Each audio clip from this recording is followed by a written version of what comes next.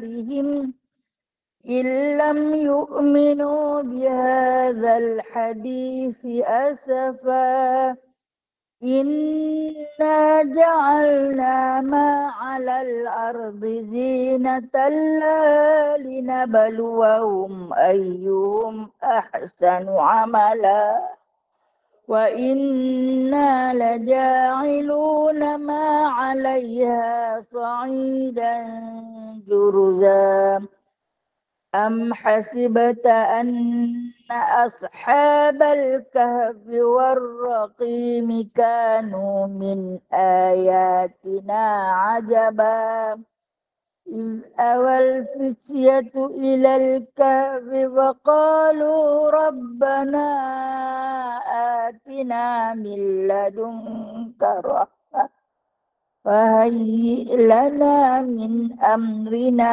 رشدا سبحانك اللهم بحمدك أشهد أن لا إله إلا أنت أستغفرك وأتوب إليك صدق الله العظيم اللهم صل صلاة كاملة وسلم سلاما تاما على سيدنا محمد الذي تنحل به العقد وتنفرج به الكرب وتقضى به الحوائج وتنال به الرغائب وحسن الخواتيم ويستسقى القمر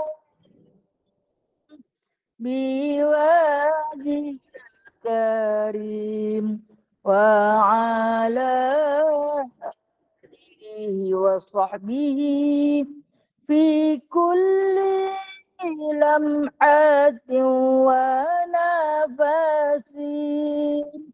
ونفس بعدد كل معلوم لك برحمتك يا أرحم الراحمين اللهم صل وسلم على نور الأنوار وسر الأسرار وترياق الأغيار ومفتاح باب اليسار سيدنا ومولانا محمد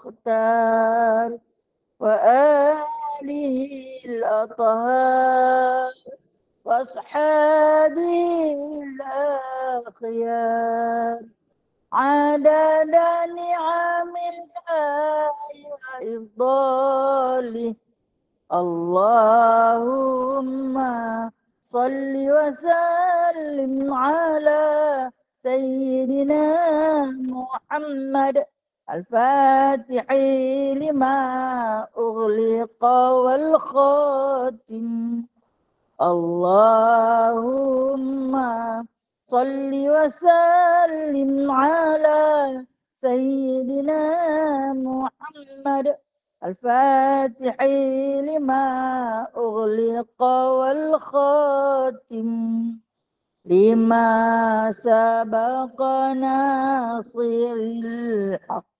بالحق والهادي لما سبق ناصر الحق بالحق والهادي إلى صراطك المستقيم إلى صراطك المستقيم وعلى آله وصحبه حق قدره ومقداره العظيم ومقداره العظيم. اللهم صل على سيدنا. بسم الله الرحمن الرحيم. رب اشرح لي صدري ويسر لي أمري واحلل عقدة من لساني يفقهوا قولي. اللهم صل على سيدنا محمد وعلى آل سيدنا محمد. ربي يسر ولا تعسر، ربي تمم بخير يا كريم. سبحانك لا علم لنا إلا ما علمتنا إنك أنت العليم الحكيم. إنك أنت السميع العليم، إنك أنت التواب الرحيم. أما بعد فيا عباد الله. Alhamdulillah, sahabat-sahabat yang diridhai Allah, kita diuji lagi dengan ketiadaan air. Ayak kata orang Pulau Pinang. Orang Kedah, orang Perlis panggil ayak. Alhamdulillah. Alhamdulillah ala kulli hal. Segala puji pada Allah atas segala keadaan yang Allah Ta'ala bagi kepada kita. Nak kata tak mandi, mohong lah kot. No? Mandi jugalah. Ala-ala Piramli. Boleh lagi Alhamdulillah. Kita pernah hidup pada zaman yang memang dalam rumah tak ada bekalan air. Betul tak? Boleh hidup kan? Zaman tu boleh. Tak ada bekalan air. Tak ada bekalan hati. Kan? Kita boleh hidup kan? Dengan tak ada kipas dia. Dengan tak ada kepala paip dalam rumah. Jadi kita boleh hidup. Bermakna kita pernah dah hidup. Kan? Jadi bila mai satu-satu saat yang diuji sebegini, dia kata bukan semua bahagian ada tempat yang ada tempat yang tak ada. Okey, mana tempat yang ada tu pelawar-pelawar lah kawan. Sian, ada yang beratok beli mineral ada yang berebut-rebut membeli. Yang bergaduh pun ada semalam bergaduh berebut mineral. Subhanallah. Tu Malaysia yang makmur. Allah Ta'ala buat dekat kita tengok Walhal kemarin pagi hujan kan daripada pukul 4 pagi. Hujan kemudian lebat terus sampai lepas subuh lebat. Tapi tiba-tiba kita dikejutkan air sungai kering. Tidak. Masing-masing heran. Hai, hujan lebat tu. Mana pi? Kalau Allah nak bagi dekat kita, bumi akan serak. Seperti mana Allah Ta'ala pernah bagi kepada Nabi Allah Nuh. Bumi mengeluarkan air hingga karam. Sambil-sambil hujan turun dari langit. Dan bumi sama banyak keluarkan air. Begitu juga kalau Allah Ta'ala nak bagi kemarau, bumi akan sedut air dia. Maka dengan sebab itu Allah Ta'ala kata, dalam keadaan apa, hampa kena sujud syukur kepada aku. Kerana masih lagi diberi air. Sekurang-kurangnya ada air liuk. Kan? Tak kering lagi air liuk kita ni Alhamdulillah. Ada lagi. Korang-korang kata telan air liuk. Alhamdulillah. Ada juga air liuk nak telan. Kalau tak ada air liuk nak telan, tak ada apa dah. Terima kasih wahai Allah. Sedikit ujian, hadapilah dengan Alhamdulillah, Alhamdulillah, Alhamdulillah. Zikir banyak-banyak kepada Allah. Tanda kesyukuran seorang hamba. Masa ni ayat telaga pun kita boleh telan. Dalam Pulau Pinang adalah sikit-sikit lagi tempat yang masih lagi ada telaga. Bukan telaga biru. Okey. Baik, kita akan sambung pengajian kitab Daqaiqul Akhbar. Kitab Rumiyah muka surat 75. Maka apabila seseorang hamba itu mati. Betul? Betul. Alhamdulillah. Maka apabila seseorang hamba itu mati. Kita berhenti pada 20 bulan 3. Lama dah tu. 2 bulan. 2 bulan dah cuti. Jaga-jaga sekali ikut dia nak tanya pula. Parti-parti lah tengok kukuk yang mana yang ada dobit kecil tu yang nak jadi tok guru. Okay, baik. Maka apabila seorang hamba itu mati sehingga dihantarkan di dalam kuburnya. Lalu berkata dua malaikat itu, wahai Tuhanku, engkau telah mewakilkan kami dengan hamba engkau. Kami menuliskan amalnya dan sesungguhnya ia sudah mati. Oleh itu, izinkanlah kami naik ke langit. Diceritakan pada pelajaran yang telah lalu, kita diwakilkan dengan malaikat yang disebutkan ataupun yang diberi gelaran kepada mereka itu ialah kiraman katibin. Kiraman katibin maksudnya yang dikatakan pencatat yang paling mulia. Yang Allah Ta'ala sebut di dalam Al-Quran ada beberapa tempat, ada yang disebut kiraman bararah.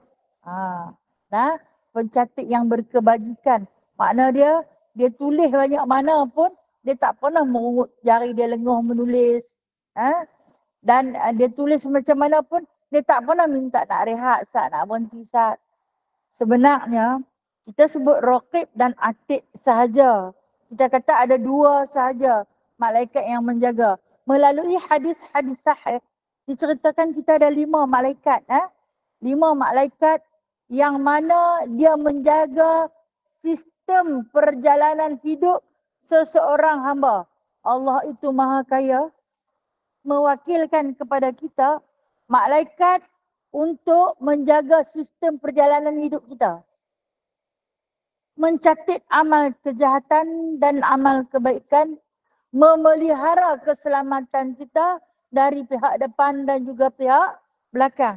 Jaga di depan, jaga di belakang, jaga di kiri, jaga di kanan, jaga di atas, di bawah tak ada. Sebab tu dia kata ada 5 malaikat yang mewakili kita. Adakah dia datang serentak?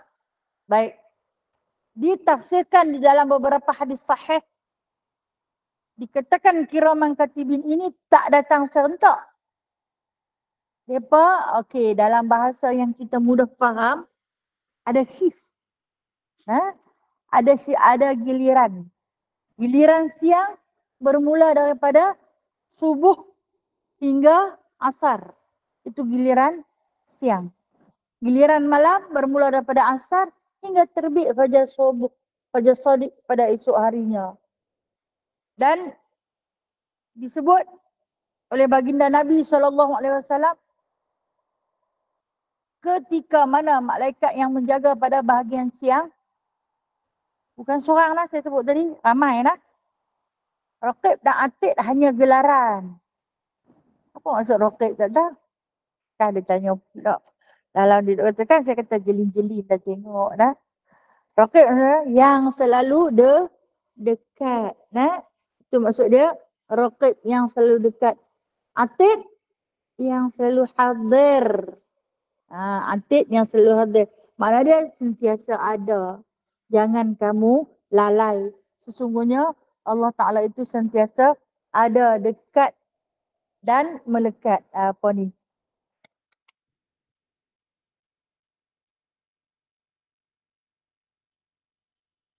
Baik. Terima kasih. Kita kena berhenti awal sikit. Dan 9.50 sebab ada nak bagi laluan kepada solat jenazah.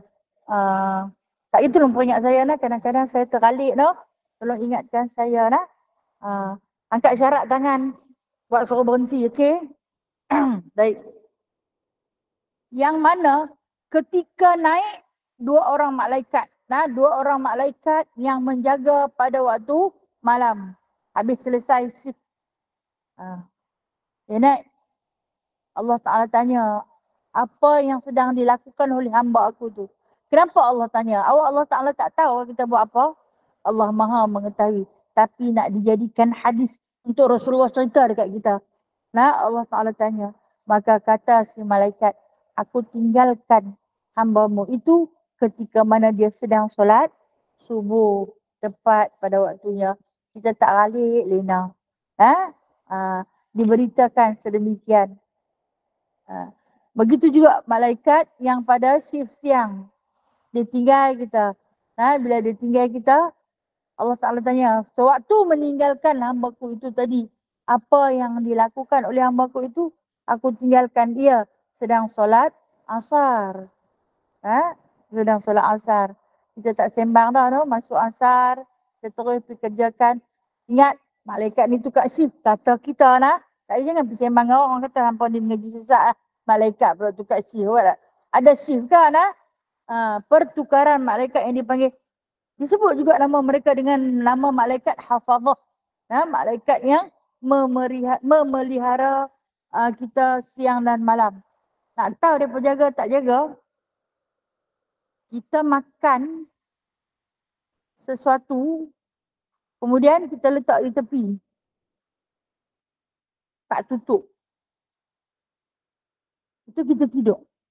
Kita bangkit tengok makanan tu kadang-kadang di hurung semut. Kita tidur, lubang hidung kita di hurung semut tak? Tak ada semut kok masuk penuh lubang hidung. Masuk penuh lubang telinga. Kenapa? Ada malaikat hafazah. Okey, malaikat hafazah ni pada manusia, orang Islam saja. Tak. Seluruh umat manusia. Tugas mereka mencatat. Mencatat pun dia, mencatat pun dia. Bahasa sama. Catat dan catat. Apa beza dia? Beza dia TAT dengan TIT. Jangan tanya apa beza catat dan catat. Beza dia catat, TAT, catat, TIT. Itu je beza dia. Tapi maksudnya sama. Kerana ada kedua-dua mereka itu yang sedang hafazah. Maksud hafazah itu memelihara.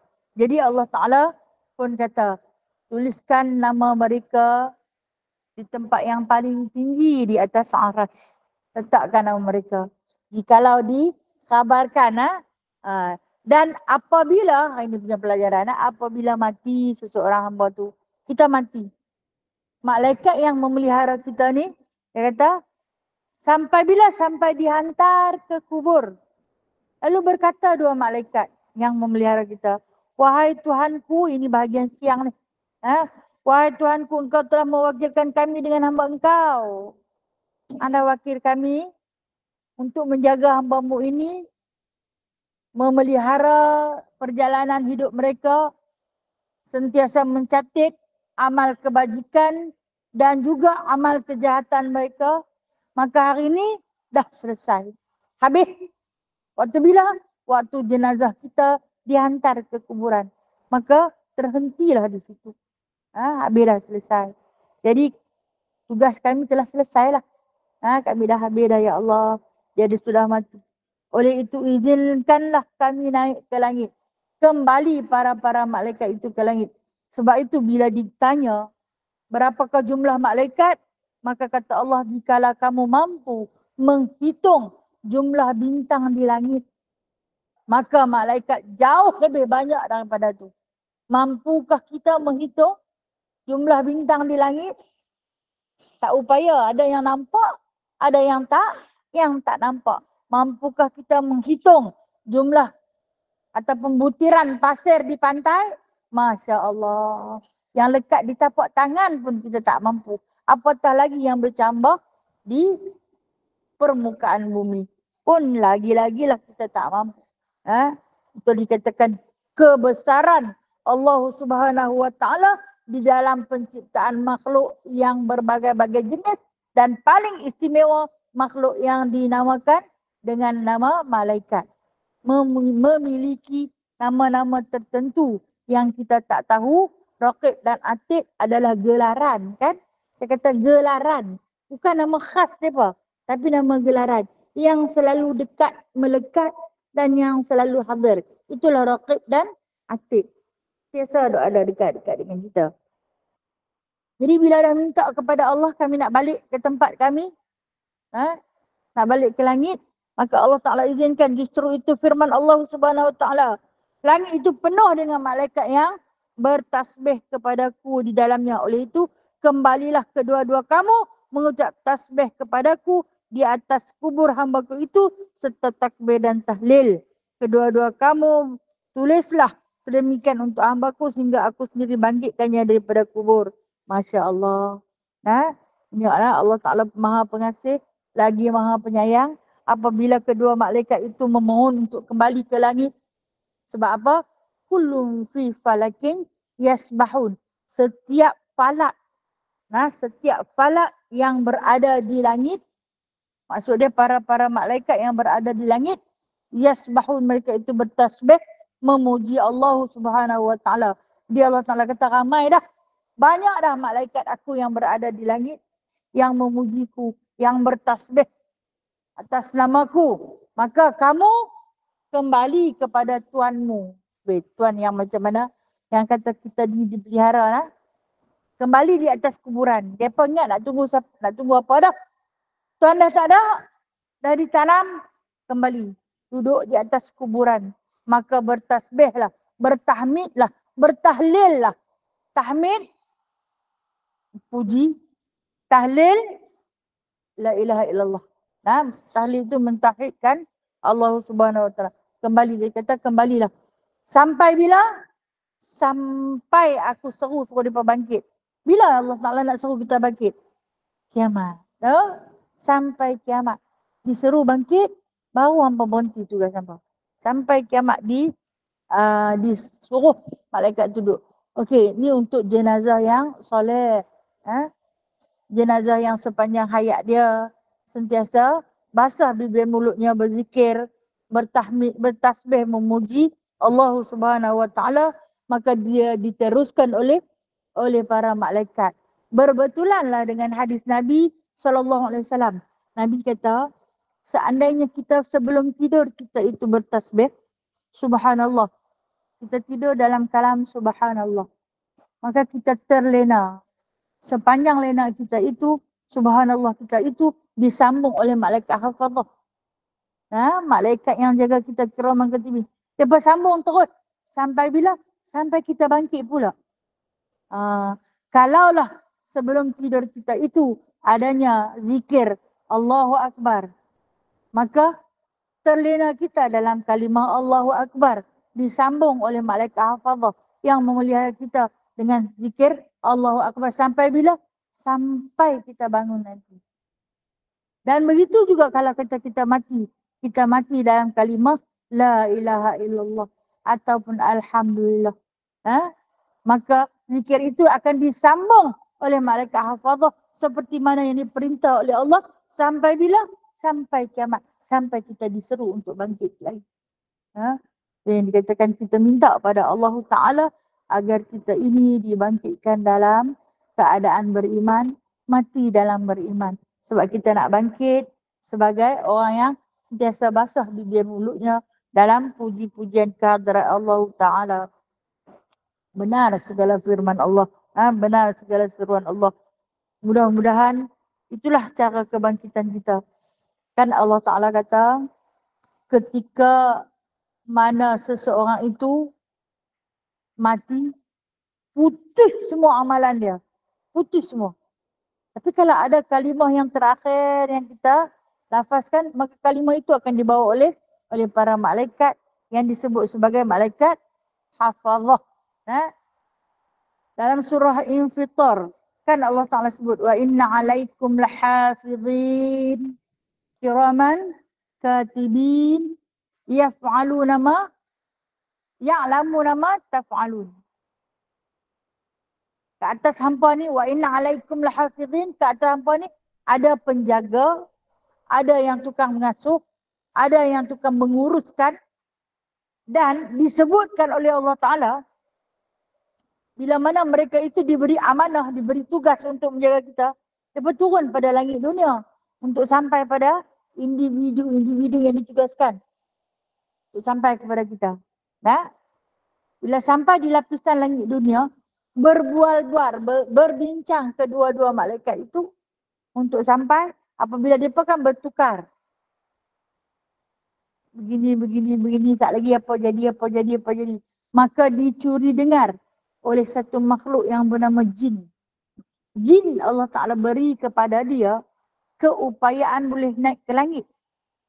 Dia curi dengar. Bila dia curi dengar, maka dia akan turun membagi tahu dekat tuan dia.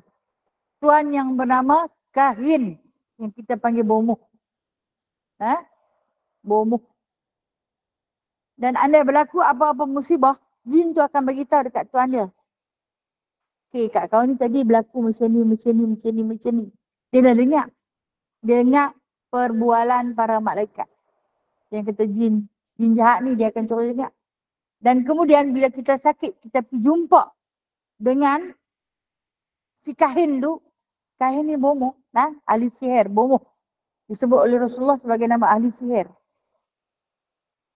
Sebab dia boleh bagi tahu benda yang gaib.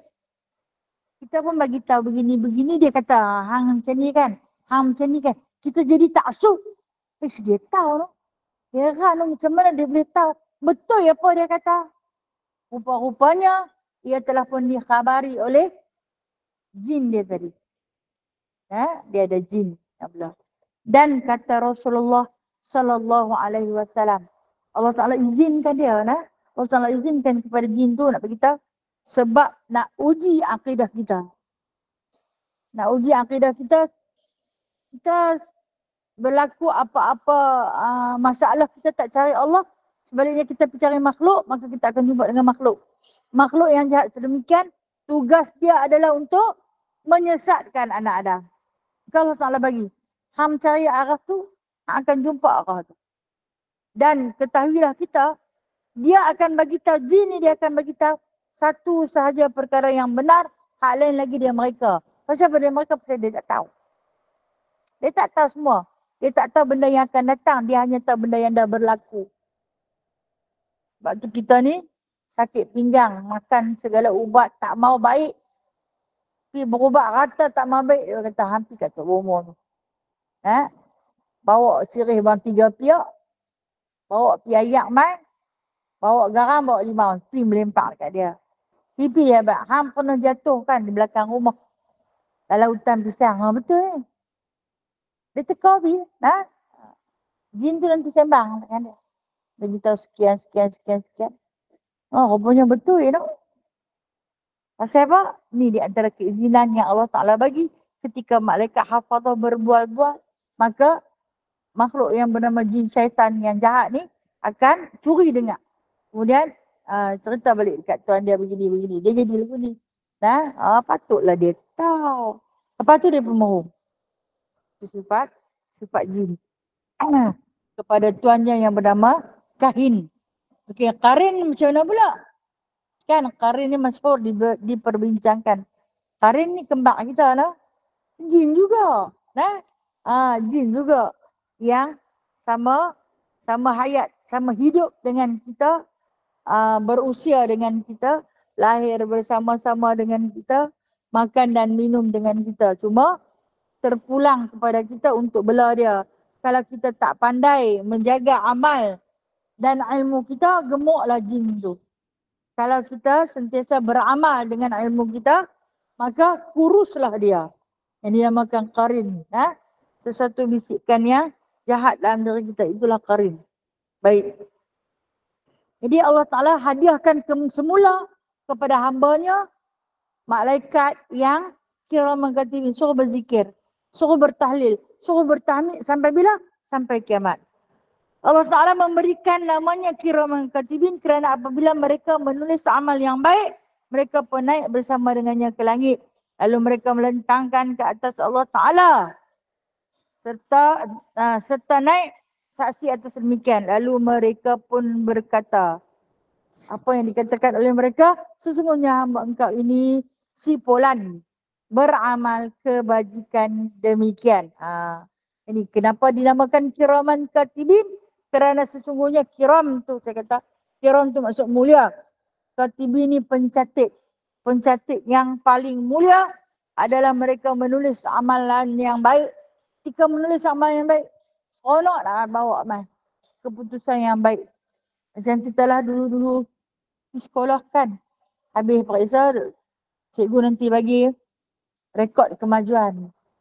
Kalau hak yang merah semua tu memang takut nak tunjuk. Takut nak tunjuk. Ada hak yang mak bapak yang ambil berat tu dia marah. Dia marah. Dia balin buku-buku kemajuan. Kadang-kadang dia katok anak tu dengan buku tu. Ada yang dia tak marah. Tak apalah nak buat macam mana. Ada yang macam tu. Mak saya, Allah Ta'ala bagi, dia tak pandai tulis, tak pandai baca. Dia tak pandai menulis, tak pandai baca. Tahu saya jahat. Saya buat apa? Saya tak tunjuk terus. Ayah saya pula kerja dia ke laut. Kami tak bangkit tidur lagi dia tak ada. Dia dah pergi. Ya? Kadang-kadang pergi berhari-hari. Kadang-kadang balik awal. Jadi saya ambil kesempatan tu tanda tangan sendiri. Bukan tak ada kakak abang. Ada kakak abang. Buk sorok. Pasal apa? Pasal cantik lah. Merah menyala tu. Pasal tu dia jadi tu. Cuba kalau elok. Dia tunjuklah kan. Kita nak tunjuk. Keputusan tak elok tu kita takut. Takut kena marah. Perumpamaan nak tunjuk kiraman katibin ni. Dia catat amal kita. Ketika mana mencatat amal kebajikan, dia seronok. Dia seronok nak pergi report ke Allah yang dikatakan melentangkan dia atas Allah Ta'ala. Maksud dia hantar laporan. Dia suka nak menghantar laporan, nak cerita pasal hamba ni, banyak amalan dia. Baik sangat. Kan kita dah baca satu hadis Rasulullah. Kita niat saja nak buat baik, dah ditulis satu kebajikan. Baru niat, tulis dah satu. Kemudian buat, bagi 10. Sementara jahat, niat, tak dapat lagi. Buat, baru dapat 1. Tu pun dia kata, tunggu 7 saat. Tengok dia nak istighfar. Kalau dia istighfar, padam balik. Jangan tulis lagi. Tunggu saat tengok. Bagi saat masa kat dia 7 saat. Pokok dia nak berubah fikiran dalam masa 7 saat. Kalau dia tak tukar fikiran, baru hang tulis. Tu kalau jahat. Jadi begitulah sifat malaikat yang penuh kesempurnaan Allah Ta'ala ciptakan ini. Yang ni ketika mana nak menghantar kepada Allah laporan seorang hamba itu yang melakukan amal kebajikan, seronok nak. Seronok nak bercerita pada Allah Ta'ala. Itu yang kata lalu mereka pun berkata. Apa dia? Hamba engkau si Polan. Si Polan ni disebutlah nama kita. Buku catatan amal tu ada nama kita siap. Biodata kita siap dah semua. Anak siapa, nama apa anak siapa, tang mana duduk, Allah yang maha mengetahui. Allah dah tahu, tak tulis pun tak apa. Tapi untuk dibaca oleh kita nanti. Sebab tu dia ditulis. Kenapa nak kena hantar laporan awak Allah Ta'ala tak tahukah? Allah maha tahu. Tetapi itu sistem pentadbiran Allah pada makhluk yang bernama manusia. Lengkap. Dia nak suruh kita rasa takut. Pasal apa?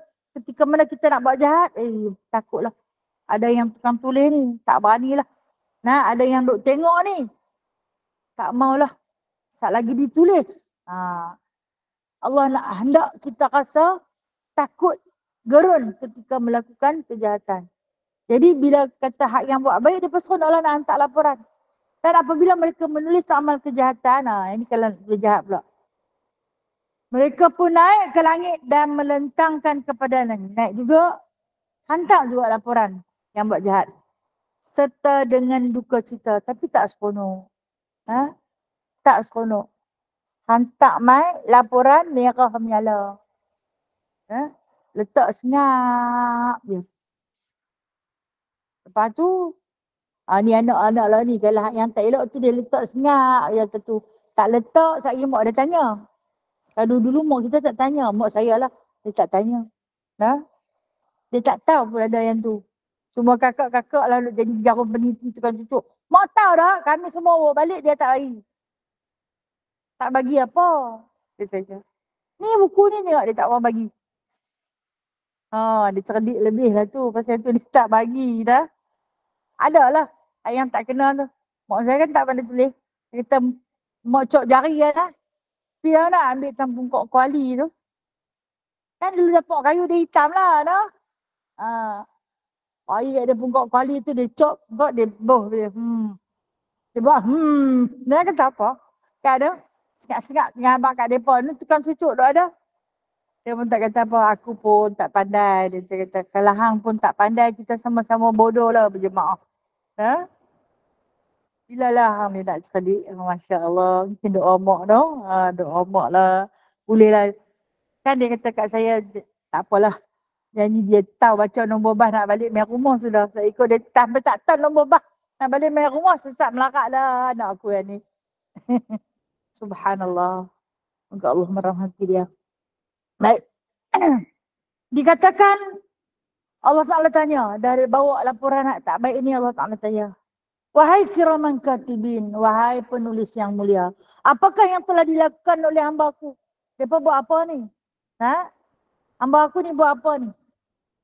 Hampa diam, tak kata apa. Mereka hanya berdiam sahaja hingga ditanya pada kali yang kedua dan yang ketiga. Tanya kali kedua pun tak jawab. Tanya kali ketiga pun tak jawab. Maka mereka pun berkata, baru jawab. Awaklah tak jawab. Tidak awal-awal lagi nak buka dah laporan. Nak cerita dah. Sekian tu yang saya kata. Bila dia naik pada waktu, subuh dah hebat. Kami tinggal dia duduk sembahyang subuh. Cantik dah tu. Nah. Ha. Takkan nak abad dia naik-naik tak bangkit subuh duduk lena. Celik dah mata pejam balik.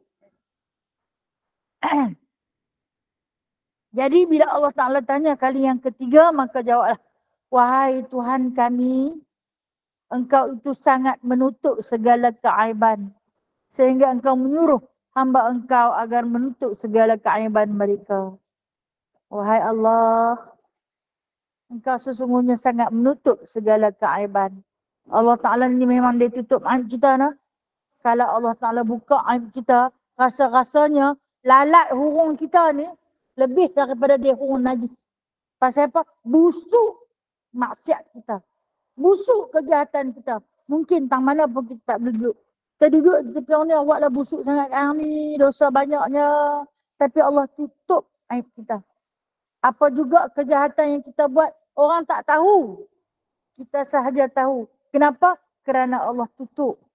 Jadi malaikat ini seru kepada Allah. Ya Allah, sesungguhnya Engkau menutup segala keaiban hamba-Mu. Dan Hang suruh kami semua tutup segala keaiban. Jadi kami tak mau cerita. Tak mau sebut. Nah, benda-benda yang tak baik itu kami tak mau sebut. Sesungguhnya pada setiap hari mereka membaca kitab Engkau. Sedang mereka mengharapkan agar kita menutupnya. Mereka ni rajin baca Al-Quran. Harap kita ni tutuplah segala keaiban mereka. Tak mau cerita pada Allah. Allah tahu dah. Kalau mereka tak cerita, Allah Maha tahu. Ha? Allah Maha tahu. Sikit ada masa sikit lagi dah. 10 minit. Okay. Kita tengok dah. Yang ni yang saya ulang tadi. Kiraman katibin yang lama nama taf'alun. Dia tulis nombor 11. Dia tulis nombor 12. Betul tak? Faham tak apa dia tulis? Lepas dulu dia tulis 11, 12. Faham tak? Okey, tak faham. Tulis kat situ. 11 dan 12 ini adalah petikan daripada surah Infitar. Ayat 11 dan ayat 12. Petikan daripada surah Infitar ayat 11 dan ayat 12. Kok sat lagi kita tengok sendiri. Kan mutalaah di rumah. Jumpa nombor 11, nombor 12 ni apa benda? 11 dan 12 itu adalah tafsiran daripada surah Infitar ayat 11 dan 12. Oleh itu kami menutup segala aib mereka sedang Engkau amat mengetahui segala yang gaib dan sebab itu mereka dinamakan kiraman katibin. Penulis yang mulia sebab dia nak cerita yang baik-baik saja. Hak yang tak baik dia tak mau cerita. Maka dengan sebab itulah dia digelarkan dengan nama kiraman katibin. Kita panggil Raqib dan Atid. Sekali lagi saya ulang, Raqib dan Atid itu bukan nama mereka. Ianya gelaran pada malaikat yang dekat dengan dan melekat. Yang hadir selalu dengan kita. Baik. Satu hari Nabi SAW selepas daripada peperangan Badar didatangi oleh Jibril alaihissalam. Jibril mai jumpa dengan Nabi. Jibril kata, wahai Muhammad, aku nampak beberapa kemuskilan pada wajahmu. Nabi banyak persoalan yang Nabi nak tanya kepada Jibril. Bagi tahu, ajukan. Apa nak tanya aku ni hang tanya. Lalu bertanyalah oleh baginda sallallahu alaihi wasallam. Nabi tanya, semasa peperangan Badar. Okay. Semasa peperangan Badar, banyak bantuan kami terima. Dan kulihat mereka bukan manusia biasa. Mereka adalah para malaikat. Kan boleh menang besar dalam peperangan Badar. Peperangan Badar berlaku pada bulan Ramadan. Tahun kedua Hijrah. Tapi tahun pertama umat Islam Madinah berpuasa. Syariat puasa difardukan. Baru nak mula puasa. Kalau kata yang umur 50 baru nak mula puasa. Bayangkan kalau umur 50 baru nak mula puasa. Kita dididik daripada umur 6-7 tahun suruh mula puasa. Ni umur 50 baru nak mula puasa. Memang cabaran lah, no? Bila kita suruh orang tua-tua berpuasa. Dan ini berlaku dalam peristiwa Badar. Dah lah baru mula perang. Badar adalah peperangan pertama selepas di antara Muhajirin dan Ansar dengan musyrikin Quraisy selepas Nabi berhijrah. Jadi memanglah orang puasa. Kita tahu orang puasa ni dia tak larat. Dia dahaga, dia lapar. Dan waktu ni Nabi SAW memohon kepada Allah agar diberi bantuan kepada tentera-tentera Islam Badar. Allah Ta'ala hantar. Jelmakan malaikat hafazah.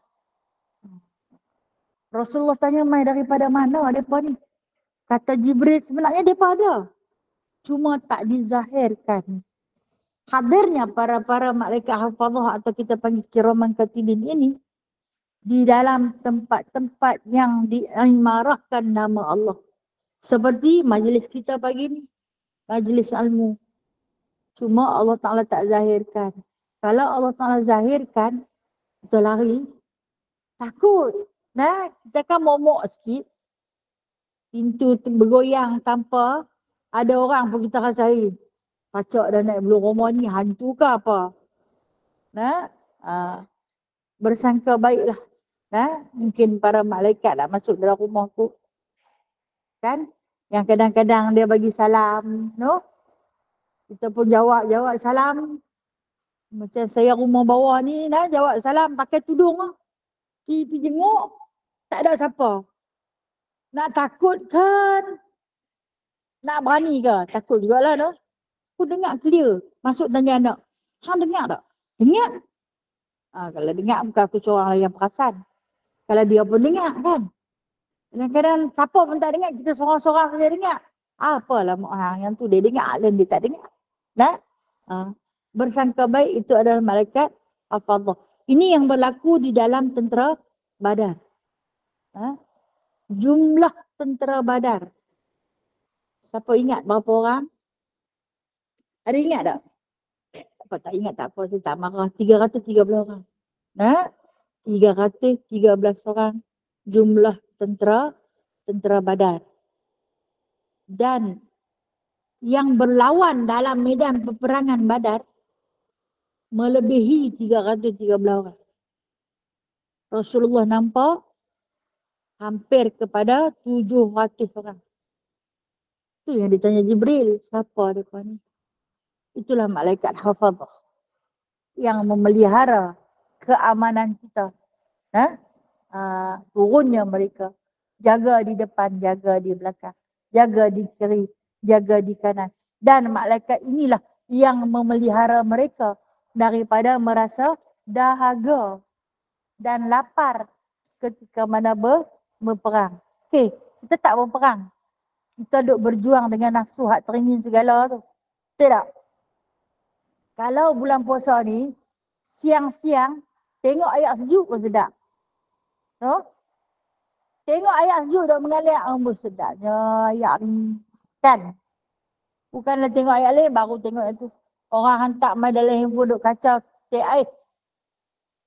Kita ni telan ayat dia, gedegak, teringin. Baik, tapi kita tak pergi minum. Kalau pergi minum pun siapa tak tahu. Kita duduk dalam rumah, siapa yang tahu? Kalau kita makan pun orang tak tahu. Tapi kita ada malaikat hafazah yang menjaga agar kita tak terlalu dahaga, agar kita tak terlalu lapar. Walaupun ada nafsu dan keinginan untuk makan ketika tu, tapi ada malaikat hafazah yang menjaga kita untuk bertahan. Terima kasih wahai Allah. di atas kurniaan dan kiriman para malaikat yang hebat-hebat ini, maka kita terpelihara.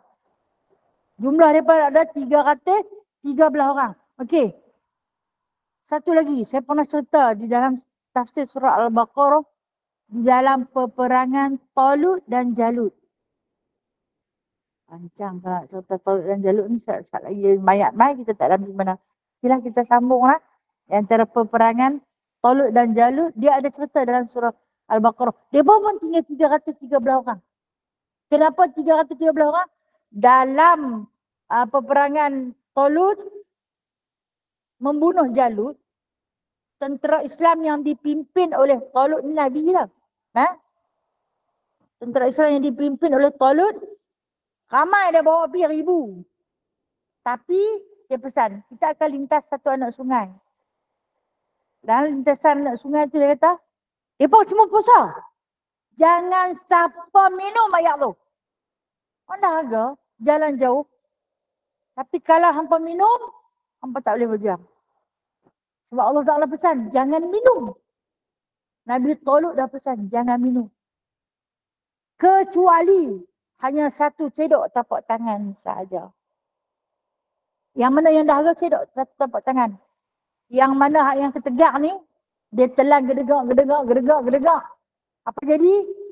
Gugur. Ada yang keracunan. Tak boleh patah balik. Yang tinggal hanya 313 orang. 313 orang. Itu yang di dalam pemeliharaan malaikat hafazah. Yang lain menangkap nafsu. Yang 313 orang itu kesemuanya Nabi. Yang tak ditahu nama mereka. Nah, zaman Rasulullah 313 orang dalam perang Badar itu kesemuanya wali. Kenapa 313 orang? Kita sambung bulan depan insya-Allah taala. Nah, kan kita kena tepati waktu sebab orang yang memungkiri waktu itu adalah orang munafik insya-Allah taala. Nah, oleh kerana kita nak bagi laluan, mungkin jenazah sampai dah ke? Siapa yang nak solat jenazah boleh tunggu dah. Kalau ada ruang, orang perempuan boleh solat jenazah. Kalau kata yang tak ada uduk, susahlah dah. Kecuali kalau tak ada siapa nak sembahyang, kita tak ada uduk, jenazah dah depan. Ketika ini boleh. Walaupun tak beruduk. Tapi ini memang ada orang lain lah nak main solat jenazah. Maka kita tak diperlukan andai kita tak ada uduk. Tapi kalau ada uduk silakan lah dialu-alukan. Barang siapa yang dapat solat jenazah, pahala dia macam dia dapat hadiah Bukit Uhud. Pahala dia sebesar Bukit Uhud. Dan dia adalah amalan ahli syurga. InsyaAllah ta'ala. Doakan agar jenazah itu diampunkan oleh Allah Ta'ala. Diletakkan dia bersama dengan orang-orang yang beriman. InsyaAllah ta'ala. Jadi saya mohon maaf di atas kekurangan diri saya sendiri. Yang baik itu datang daripada Allah. Yang lemah dan kurang adalah daripada diri saya sendiri. A'udzubillahi minasyaitonirrajim. Bismillahirrahmanirrahim. Alhamdulillahirrabbilalamin. Hamdan hamidin. Hamdan syakirin. Hamdan sabirin. Hamdan yuafi ni'amahu wa yukafi mazidah. Ya Rabbana lakal hamdu. Kama yang bagi li jalali wajhikal karim. Wa azimi sultanik. Ya musabbibal asbab. Ya fatihal abwab. Ya sami'al aswat. Ya qadiyal hajat. Ya mujibad da'awat. Ij'alna minan najihin. Fansurna fa innaka khairun nasirin. Waftah lana fa innaka khairul fatihin. Waghfir lana fa innaka khairul ghafirin. Warhamna fa innaka khairul rahimin. Warzuqna fa innaka khairul raziqin. Wadina wa najina minal qawmil zalimin. Wa sallallahu ala sayyidina Muhammadin. Walhamdulillahi rabbil alamin. Taqabbalallahu minkum. Minna wa minkum taqabbal ya karim. Terima kasih semua dah. Terima kasih Ustazah. Assalamualaikum warahmatullahi wabarakatuh.